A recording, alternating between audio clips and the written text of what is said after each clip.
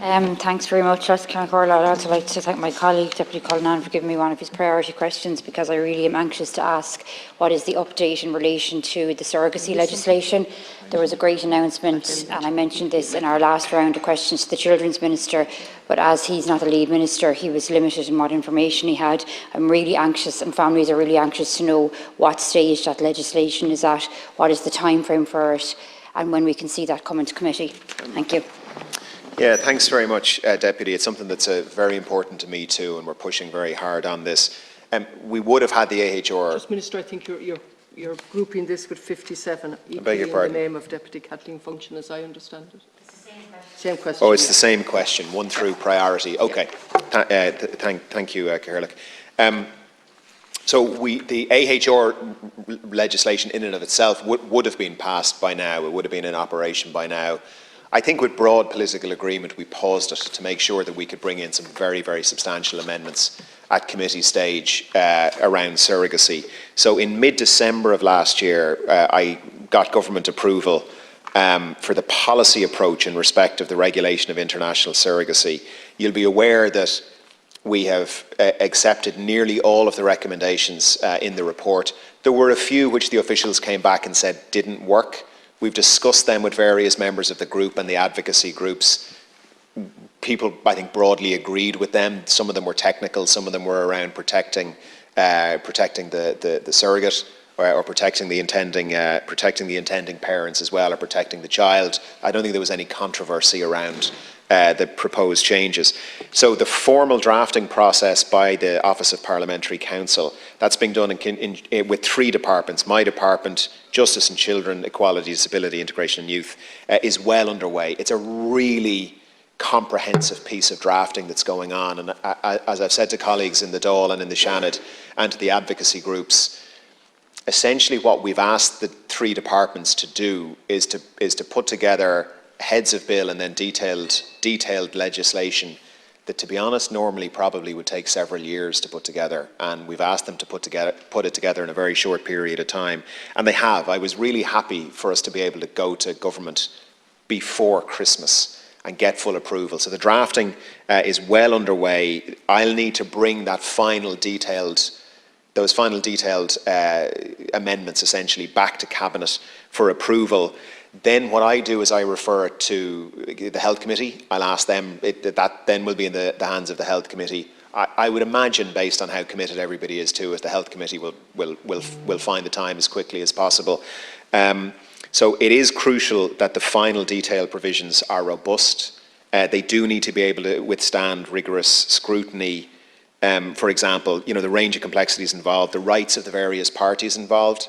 It's entirely possible that aspects of this will be challenged by different parties. It does need to stand up to scrutiny. It's intended that the new parts, as well as the recognition of certain past surrogacy arrangements, will be introduced. So we're going to do both the retrospective piece and then the future-looking piece.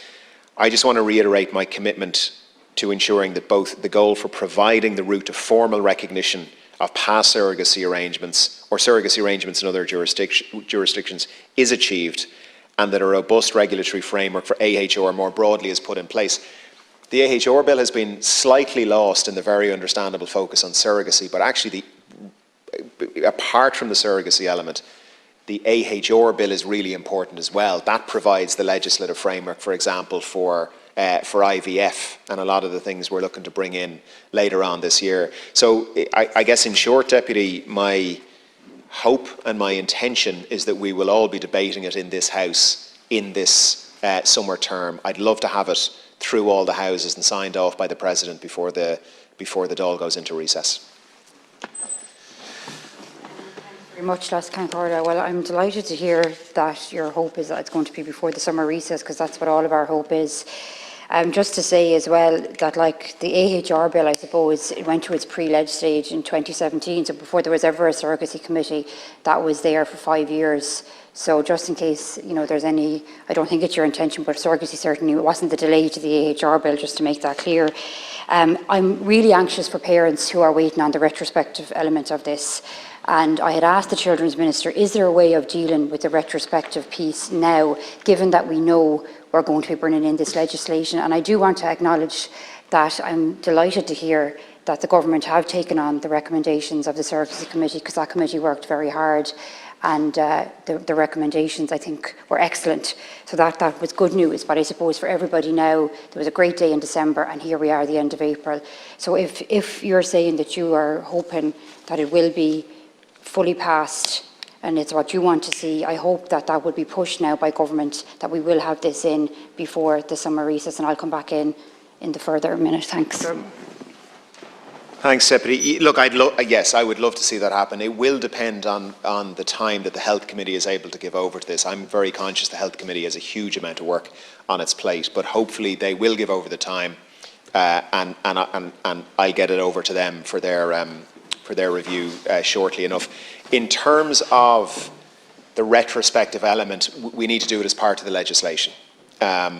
It's really important. No more than yourself and many other colleagues, I've met the parents, I've met the mums, I've met the dads, I've met the kids, and it is going to be a great day when we can pass this legislation and quite rightly recognise these children and recognise their rights and recognise their parents' rights. It's going to be a really important day, and it is going to happen, and we will do it this year. And I know people have been waiting a long time. We need to do it as part of the legislation so that it's fully robust and on a statutory basis. Thanks very much, Minister. Two other points. I want to particularly mention Brian and Cathy Egan, who are in my own constituency. They're from my hometown of Callan in Kilkenny, who are currently in the High Court in relation to this issue. And they're an example of a family who are very courageously putting their story out there in a very difficult time in their lives. And I suppose it just shows that not everybody has the time. And that's why I'm going to keep trying to raise it at every possibility. As soon as I know it's in the Health Committee, we'll be on to them asking very nicely if they can push it along. In relation to the retrospection, I always chance ask, and can it be dealt with now? Because, as the phrase goes, if you don't ask, you'll never know. But when the legislation is passed, do you expect that the retrospection people can then go for their parental orders? There's some concern amongst the groups that that might be delayed if there's an establishment of an agency for people who are going to be doing surrogacy into the future, which is understandable. But in particular, the retrospective, will that be signed off on as soon as the legislation is up and running? Thanks. Thanks, Deputy. Yeah, the Egans were in with us as part of the group when we announced this, and it really was a great honour to meet them. Yes is the answer to your question. Will the retrospective piece require the new agency to be set up? No. The way we're very deliberately putting the legislation together such that parents will be able to go for court orders, and it will not require the agency to be set up, because the agency, I think to your point, Deputy, the agency is going to take time to set up. It is going to take time to hire in all of the staff, and then there's a bunch of regulations that they'll be involved in creating as well. So critically, the court, as soon as this legislation is passed and signed by the President, there may be some procedural issues that have to be put in place, no doubt there are, but once that's done, it will be a matter of parents going and receiving court orders under the new Act.